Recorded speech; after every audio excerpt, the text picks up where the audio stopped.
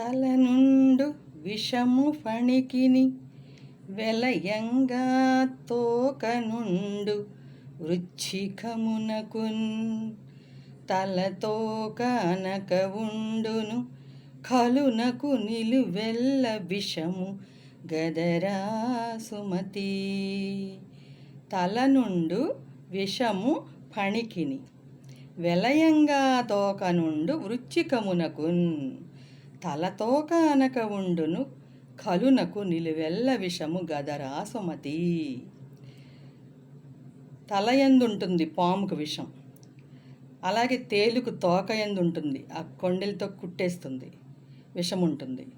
కానీ మనుషుల్లో దుర్మార్గులకి శరీరం అంతటను విషం ఉంటుంది. అంటే బయటొకటి లోపలొకటి మాట్లాడతారనమాట. అటువంటి వాళ్ళని గమనిస్తే మనం జాగ్రత్తగా నడుచుకోవాలి, వాళ్ళతో స్నేహం చేయాలి. కానీ ఇప్పుడు చాలామంది అలాగే ఉంటారు. పెదవుల మీదేమో నవ్వు ఉంటుంది, లోపల వేరే మాటలు ఉంటాయి. అలాంటి వాళ్ళని గమనించాలి, వాళ్ళలో మార్పు కూడా తీసుకురావాలి. అలాంటి వాళ్ళల్లో మార్పు తీసుకొచ్చాడు బుద్ధ భగవానుడు. అదొక స్టోరీ చెప్పుకుందాం. గౌతమ్ బుద్ధుడు తన శిష్యులతో కలిసి ఒక అరణ్య మార్గాన ప్రయాణం చేస్తూ ఉంటే భైరవుడు అనే బందిపోటు ఉన్నాడనమాట అడవిలో. వాడు పరమ క్రూరుడు, ఎవరి దగ్గర ఏమున్నా సరే తీసుకెళ్ళిపోతాడనమాట. వాడు బుద్ధ భగవాను అడ్డగించి, మీ దగ్గర ఉన్నదంతా మాకు అప్పగించండి, అప్పగించి ముందుకు నడవండి అని హెచ్చరించాడు. అందుకు బుద్ధుడు ఏమన్నాడంటే, మేము సన్యాసులు నాయన, మా దగ్గర ఏముంటుంది అన్నాడు. కానీ అతను, మీరు కపట సన్యాసులు, మీ దగ్గర విలువైన సొత్తు ఉండే ఉంటుంది, చాలా ఉండుంటుంది, ఇవ్వండి ముందు అన్నాడు. అప్పుడు చిరునవ్వు నవ్వుతూ, నాయన నీ మాటల్లో ఒక సత్యము ఒక అసత్యము దాగి ఉన్నాయి నాయన, ఏమిటా సత్య అసత్యాలు గట్టిగా అడిగాడు. మేము కపట సన్యాసులం అన్నదేమో అసత్యం, మా దగ్గర విలువైన సొత్తు ఉన్నదనేది మాత్రం సత్యం అని చెప్పాడు. అప్పుడు భైరవుడు బిగ్గరగా నవ్వి, సత్య అసత్యాలతో నాకు పని లేదు, కానీ నాకు కావాల్సింది మీ దగ్గర ఉన్న విలువైన సొత్తు. అందరినీ అలా చెక్ చేశాడు. అందరి దగ్గర భిక్షాపాత్రలు తప్ప ఏమీ లేవు. కోపంతో మండిపడ్డాడు.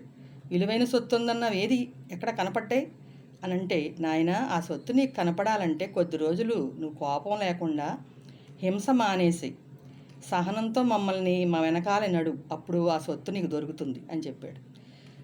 అలాగే నువ్వు చెప్పినట్లుగా కొద్ది రోజులు నీ వెంటే వస్తాను, విలువైన సొత్తు గనక నాకు దొరకకపోతే మీ అందరి తలలు తెగి పడతాయి, నరికేస్తా అంటాడు.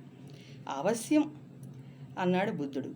అతని వదనంలో చిరునవ్వు అలాగే ఉంది, ప్రశాంతత అలాగే ఉంది.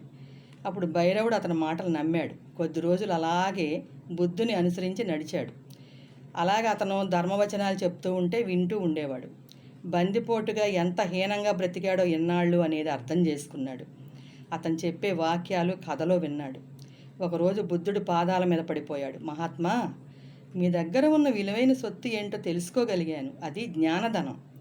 ఇంతకాలం పాపిలాగా బ్రతికాను, ఈ క్షణం నుంచి మీ శిష్యుణ్ణి దయతో స్వీకరించండి ప్రభు అని ప్రార్థించాడు. బుద్ధుడు చిరునవ్వుతో భైరవుణ్ణి తన శిష్యుడిగా అంగీకరించాడు. ఆ విధంగా దుర్మార్గులను కూడా మనం మాటలతో మార్చొచ్చు, కథల ద్వారా. అతను మంచివాడైపోయాడు.